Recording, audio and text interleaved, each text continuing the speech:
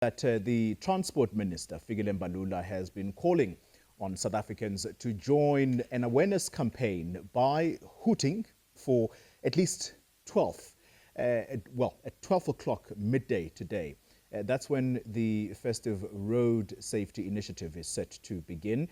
He now joins me in studio to discuss the campaign and other issues of national importance. Minister, a very good morning to you. Thank you very much for making time to speak to us here. So today you're launching yet another road safety campaign, and South Africans will probably be asking themselves, another road safety campaign, how different will it be to Arrive Alive, which we know for many years, and what has that campaign achieved? Thank you for having us, Xoli, and the support of the media, and particularly Newzroom, for having us to talk about safety on our roads. I'm worried about our message. It is not sinking because we have launched in Polokwane.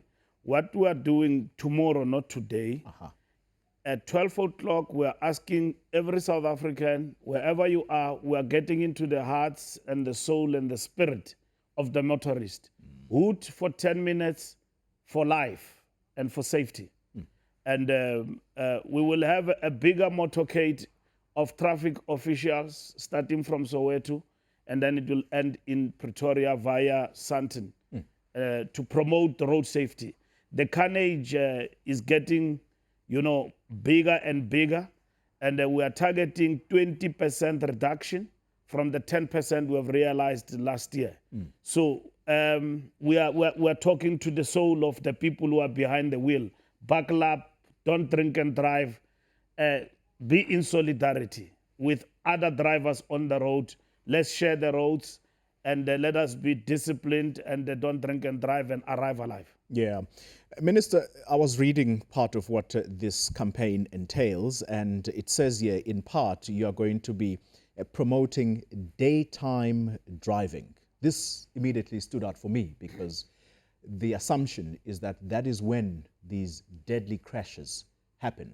And I don't need to remind South Africans, we are once again mourning a soccer player who was killed at almost midnight on Saturday. Yeah, some of the deadly crashes happen at midnight for various reasons. People think that there are no cops on the road, so it's the time to drink and drive. That is the reality. People drink at night, they go to clubs, they do everything, and then we realize this.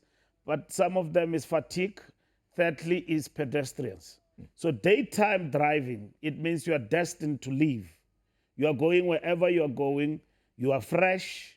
You are in order. You are all in order. And there is traffic everywhere. But for this month, we've got traffic 24/7, all around the clock and so on. So we are promoting that. And if you are fatigued, sleep. And you're taking long drive and long distance driving, do that. Nighttime driving, speed, nobody on the road, literally quiet, there is a curfew. You think that you are the boss of the road. And that's when the accident happens. Some people, Minister, are going to ask what has happened to the demerit system, because that's a system where you commit enough offenses on the road, your license gets taken away or suspended for some time. Where is that process? It's coming next year. President signed that into law. But not only that, we are also going to enact that driving is going to be up to 0%. It's no longer 0.5, whatever that it is, in terms of alcohol in your blood, 0.0. It's coming. It's going to be law in this country. We've got to tighten the laws. The demerit system is coming this year. It has been running into pilot. I know that there are some who are very much against it, but it is coming in 2021. All right, Minister, let's pause there for a second because I want to tackle another important subject matter that's linked to the road carnage that we see on our roads, and that is the Road Accident Fund. This is very important because there are issues around. As we are in conversation with the Minister of Transport, Fikile Mbalula, this ahead of a very busy time on our roads here in South Africa. Let's talk now, Minister, about the Road Accident Fund. It's been flagged as the biggest risk to government's finances after Eskom. Now, that's a big issue. Let me start first with the question around the risk of this fund being challenged in court. In fact, there are those who want to liquidate it because of its failure to pay claimants. Where is that process now? The matter is still in court. We have been fighting a bitter battle with lawyers around our strategy of turning around the fund. Let me start there. We've got a board and we've got a CEO that is fully operational. And the board chair, who was Omar Rastaba, had to resign to take up a position at the NPA. What is this forfeiture unit in the NPA? We are on course in turning around. Of course, it's going to be a bitter battle because it's going to affect those who have become beneficiaries of corruption over time in terms of RAF. We have been in court. The judges, even up until recently, have agreed and favored us and unraveled that there is indeed corruption, collusion between staff within RAF, actuaries, lawyers, and the judge has also passed a judgment that the minister need to come in on some of the issues. But what is our long-term strategy in terms of RAP? I mean, in terms of RAF, it is the RAPS bill, which we have been discussing in Parliament. We're going back with it in the next coming year. We have had differences with the opposition parties in Parliament because they say we must amend the current bill, and yet we are saying we don't need amendment. We need a total overhaul of a new strategy. Because what we have in South Africa, it is a social security policy, which is not insurance policy, which we won't find anywhere in the world. What we need for South Africa, it is an insurance policy, but secondly, we need to ascertain in terms of the debt that we have in terms of RAF, at what level it is at, and which is what the board and us were doing, and basically getting also the RAPS bill, road accident benefit scheme, back on track in Parliament. Let's talk about that bill that you talk about. Right now, we understand, based on what I was reading, that its liabilities, which is the debt, they stand at 331 billion rand, and in 3 years' time, the warning from Treasury is that this amount will probably have grown to 600 million. What is being done to arrest this? What has been done to arrest this between me and you and the board is that we are examining that debt, and together with Treasury to ascertain exactly that is what is our liability.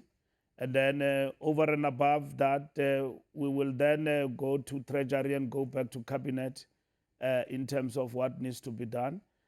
We have been working around the clock with our actuaries and everybody around it. Like I told you, that the long-term strategy is not to amend the current act, is to come up with a total overhaul of rethinking and reimagining the insurance scheme for South Africans. You keep talking about this overhaul process, Minister. Yes. It's a process that South Africans, if they're not aware, today they've got to be aware that it's been going on for over 20 years. Why should we believe that anything is going to change now? You talk about the bill that's before Parliament. Your own party, just in August, it withdrew its support for that bill. So why should we believe anything is going to change? No, it is going to change because none of those people in Parliament had the mandate to do what they did. We are taking the bill back to Parliament. It has been delayed because there's been opposition to it, heavy opposition to it, and not only from those inside Parliament as opponents, but also mass mobilization from beneficiaries, because the bill as it stands, it seeks to place the authority to the person who benefit out of it, not to the party that basically assist you to get the benefits going forward. And among others, that is the battle, which is the lawyers. And secondly, we've been trying to cut the liabilities by looking at even the cost for the lawyers. I mean, which we spent 9 billion rand, per annum. And then we know that in our turnaround strategy, what we have seek to do and why we have been taken to court by the lawyers and fighting with Litswalo, even before the new board, it is precisely because of that. It affects the pocket. And our views have been affirmed by the court that some of these companies have actually surpassed even the beneficiaries in terms of the RAF, and basically exploiting the beneficiaries and lining up their pockets. It is in the judgment that we need to deal with that. So that is what we are dealing with. Now, when you ask what will change, we are up to the task and up to the battle, and we have started already last year. I mean, the reason why I can tell you there's been delays is because there's been changes and chop and change at the macro political level in terms of leadership of this department, but over and above, stability within RAF itself in terms of the board and management. We have brought that now and we're moving. Let's talk about the lawyers that clearly are in the employ of the RAF or that are contracted to this fund. You complained in Parliament about the RAF and its inability to pay claimants. But yet the same fund, you said your words in Parliament actually were that the RAF is keeping, and I quote, an unaffordable panel of attorneys who are paid in excess of 11 billion rand per year. Why would that be allowed to happen? That's what we're intervening, and that is why we're in courts. Precisely because you have had people benefiting to the access of 9 to 11 billion. That's what I was talking about. And that is why Litswalo and the board were taken to court, and we have actually fought back and said, no, we are changing.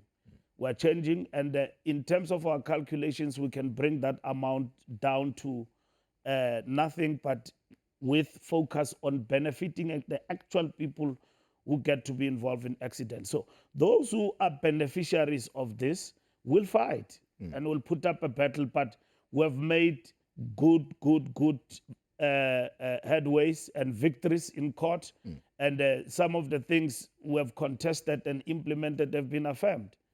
Well, 6 law firms, 6 companies, they have launched a legal bid for the CEO to be booted out of the RAF, and the complaint is simple. He's incompetent and he is a risk to the RAF functioning properly. Do you share the same view? No, I don't share the same view.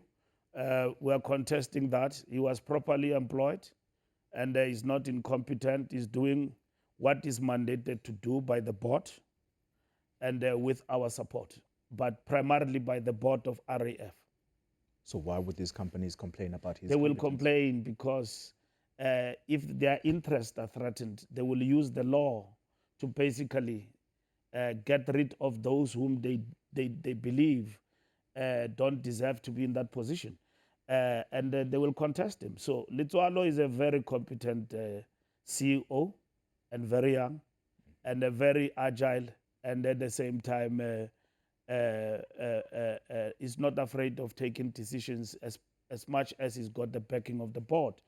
And I put him there knowing very well, not with the support of the board and with cabinet, knowing very well that he's capable. So, but who's also unafraid to increase his own salary at a scale where he deems fit. Now, that conduct surely is that matter has been dealt with in the past and has been properly examined, and I'm not going to dwell into that. In this particular instance, he works with the board in terms of RAF. If you talk about PRASA issues and him, those particular issues have been dealt with in the past, and even before he got employed, we examined those particular issues. Yeah. Minister, I will admit publicly that I'm going to abuse the fact that you're here, and let's talk about ANC issues now. You are an NEC member, a structure which has now been asked to carry out the recommendations of the Integrity Commission around Esma Khashule stepping aside with immediate effect. Your sense of how long this is going to drag out, because there is a very instructive term or instructive recommendation from the Integrity Commission that he ought to step aside and step aside immediately. Let me put up a disclaimer first that it is not my call to speak on those issues, because we are clear about the task of the Integrity Commission. The Integrity Commission does its work. In terms of what it decides on every member, it's a matter that the NEC will have to decide. I've got the correspondence from the Integrity Commission as a member of the NEC that informs me about its decisions, and you as a public also have got that. Now, it is upon the NEC to decide on those particular matters. Now, in the spirit of President Ramaphosa's statement after the NEC, that we must not debate such issues in public, which the NEC ceased with. And I happen to be part of that collective, which myself, I'm privileged to have a voice on those. I think I will respect that. Yeah. Yeah. Well, you might respect that, but a grouping within the ANC, because I'm not going to call them a structure because they're not a formalized structure yet, the MKMVA, they were happy to actually debate this very issue publicly, going against what you are saying. So after the break, I'm going to press you still on this issue because you complained about them at some point.